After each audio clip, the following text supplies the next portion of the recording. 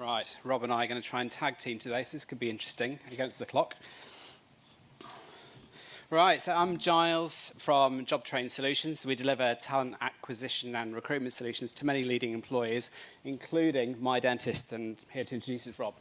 Yeah, hi everyone, I'm Rob Devlin. I'm Head of Resourcing at mydentist. We are Europe's largest private healthcare provider in the dentistry industry.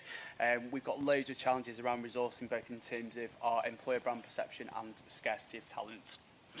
So therefore, candidate experience is really, really important for us. What that means, as far as I'm concerned, in resourcing is basically everything and anything which is a representation of your employer brand, whether that's a conversation that's had between a resourcer or somebody in the business, or an email from one of our computer systems. So why is candidate experience so important? Well, 93% of CEOs believe their organisation needs to fundamentally change its approach to resourcing. 83% of talent say a negative interview experience can change their mind about a role or company they once liked. Yeah, and I think those interactions can be pretty much anything. So it's not just an advert that you see on the careers website. It's the email that you get from the ATS. It's the follow-on conversation that you have with a member of the recruitment team. It's the quality of the interview that you have once you meet one of the hiring managers internally.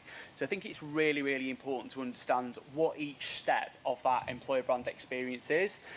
We try and make it as simple as possible. So people want things to be dead quick and dead easy.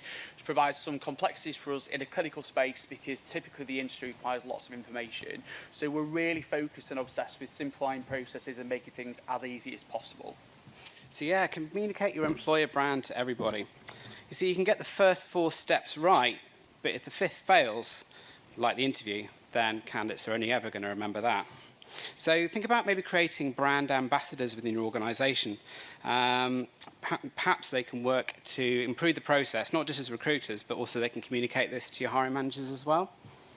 And then I think once you've identified those touch points, you're going to use your ambassadors really to bring that to life.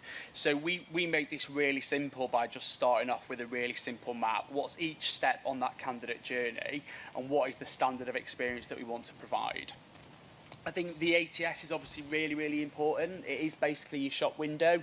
So depending on how frequently you keep that up to date and refresh will affect the level and quality of applications that you get in.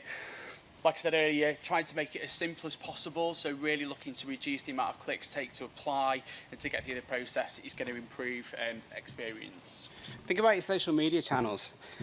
Your best candidates will trawl social media for information and insight. Think about creating and manage a brand presence wherever your candidates may be. And also have a plan in place to manage your reputation as well, to respond to comments and feedback. You might think this is a little bit funny, especially coming from an ATS provider, but too many applicant tracking systems form a barrier.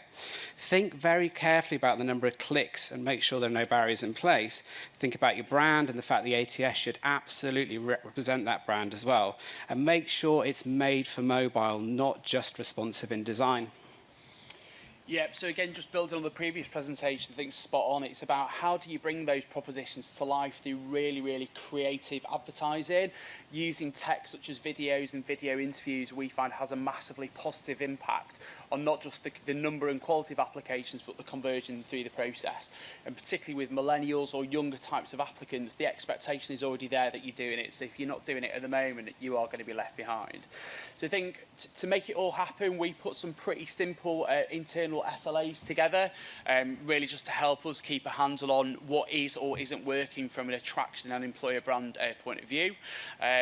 What we find then is that actually the quality of applicants goes up. The application process itself is something that I think gets missed a lot in candidate experience. As well as simplifying it, we look at using technologies such as Launchpad or other interactive selection tools, which we find can really represent the employer brand in a much more interactive way. So I think email, text communication, a lot of organisations don't pay a lot of attention to this. You see a lot of sort of standard template emails, but it's a really important part of how you communicate. We did some really interesting work segmenting the different audiences we communicate with. So for example, clinical people require a much different tone of voice than somebody who may be applying for a job on reception. So it's about really, really sort of segmenting those messages down.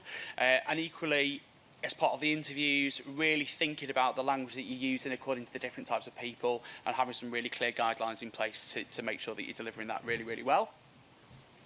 Offer onboarding, little nod to Love Boat here for those of you that are of a certain age. When you consider onboarding, make it engaging, make it exciting. There's a very high percentage of candidates that are lost through the onboarding process.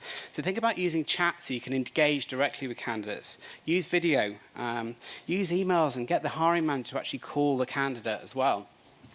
And then obviously feedback. So we get feedback from both our hiring manager population and also from our applicants in terms of the candidate experience and how that's affecting employer brand. We provide a lot of tools to our internal hiring manager population as well to make sure they understand how to articulate the brand. And we learned the hard way about assuming that everybody internally is automatically a brand ambassador, which rarely they are. Yeah, give feedback. Ultimately, you can't improve what you don't measure.